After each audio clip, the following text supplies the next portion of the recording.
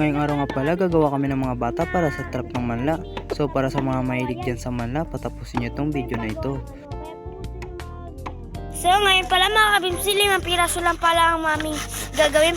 So ito nga pala yung mga procedure sa paggawa ng trap sa manla. Dito nga lang pala kami kumuha ng kawayan sa likod ng bahay ng tito ko. So maraming salamat nga pala sa mga solid supporter ko dyan. Like nyo ang page ko na ito at ipalo nyo na rin. Promise magbabago ang buhay nyo. Biro lang yun. 5 nga lang pala muna ang gagawin kong trap dyan para masubukan ko ulit kung swerte pa rin ako sa paghuli ng manla. Dahil hindi na nga rin bago sa akin ang paghuli. Dahil nung 16 years old ako, talagang marami akong nahuli. Kahit nga sa likod ng funeral home, kinukuha ko pa rin. Kaya yung mga bumibili, yummy. Ilang years na nga rin pala kasi ako hindi nakapanghuli, baka namimiss na ako ng mga manla dito sa aming bakwan. So para sa mga di nakakaalam, ang manla po ay nakatira sa putikan. Dahil nga dito hindi rin talaga basta-basta ang paggawa ng trap, kaya medyo nahirapan din ako at tumagal ako ng 2 hours sa paggagawa lang ng trap. Maya-maya nga lang ay natapos na namin yung 5 trap na yan, kaya ikakabit na namin ng mga bata yan. So meron nga pala kami dito 2 uri ng manla, babae at saka lalaki. May nagturo nga pala sa akin kung anong uri ng bahay ng babae. Ito nga daw ay ang mababa lang at ang lalaki naman ay patulis. So sinubukan ko naman, talagang totoo nga rin. Nung una nga ay hindi ako naniniwala, pero nung nasubukan ko na, in-try ko, talagang totoo nga rin. Para nga sa mga expert ay may ginagamit silang liquid na nabibili sa bayan. Hindi ko lang ma-describe kung ano yun, kung anong pangalan nun.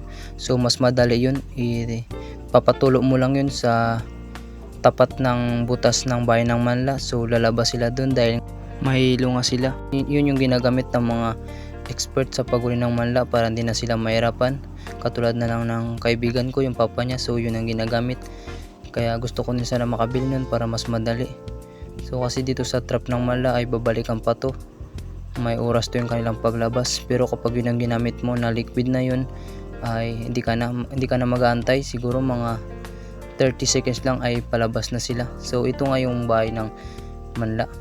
Nga nakatira yung manla. So kung dudukutin mo, ang butas na yan ay sobrang lalim talaga. So hindi mo talaga maabot yung pinakadulo ng bahay nila na yan. So dyan nga pala ay merong minsan 2 butas or 3. Kaya dapat bago mo ikabit yung trap ng manla na yan, ay i-check mo muna kung ilan ang butas niya. So ayan nga. So ipapakita ko na yung isa niyang butas na 2 yung butas na nakita namin. So ito yung isa niyang butas. Ito papakita mo ito. So dito yung pangalawa niyang butas. Kaya so hanggang dyan na lang siguro na lang butas na lang. Kaya ikakabit na namin ito yung isa. Maliit na po So ito yung pangalawang butas na ako. So tukutin ko muna. So natakot na kasi ako magtukot. Nakabit na namin. So 5 piraso lahat yun. Yan nga nakabit na namin. So babalikan ko pala yan ay bukas ng umaga ko lang babalikan siya. So pwede naman sa hapon, pero mas maganda sa umaga para talaga ay makulit na yan.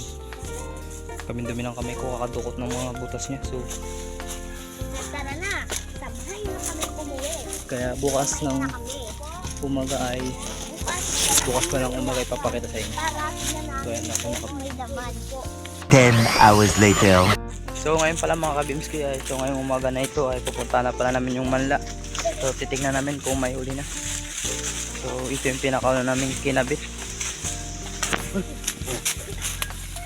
Welcome. So ito yung una namin kinabit, so hindi nakahuli. Binisitahan na nga namin ang mga kinabit namin. Sa una pa lang ay sablay agad. So baka mamaya to, wala pa naman tae. So kapag hindi naman nakahuli, kapag hindi nakahuli may tayo dyan sa pinakadulo. So wala naman siguro. Mamaya pa siguro. So ito pala yung may huli. Papawa ko yan? Aray, meron pong isa. 2. Hawakam. 2? 2 to. Ayun. Ito yung pangalawa. Tae yan? 2 Hmm. nga, pwede pa yung panghuli. Kainin mo. Ayoko. Ay, may 2 pa nga. Ayan, hindi na nahuli kasi nga Sarado na eh. sarado na eh. So ibalik na lang natin. Laki! Ay! Laki! Kuya, pawak na kuya. So ito pala yung nahuli namin. Ang isa lang. Sige na yan. Sa 5 naming nilagay, isa lang ang nakahuli. So ito yun. Ito kapag ganito yung babae, kapag ganito yung babae yan, mataba. Yan yung kinakain sa kanya, masarap niya. Yung gadilaw-dilaw na yan. So yan. Kapag lalaki naman siya, payat yung ganito sa kamalaki yung simpit. So yan yung pagkakalam namin dito. Kinupit. So ang tawag dito sa amin sa Tulawa ay manla. Eh. Tira Buntis. mo si Jinjin. Pang natin. Pang history. Ang sipon niya. Ang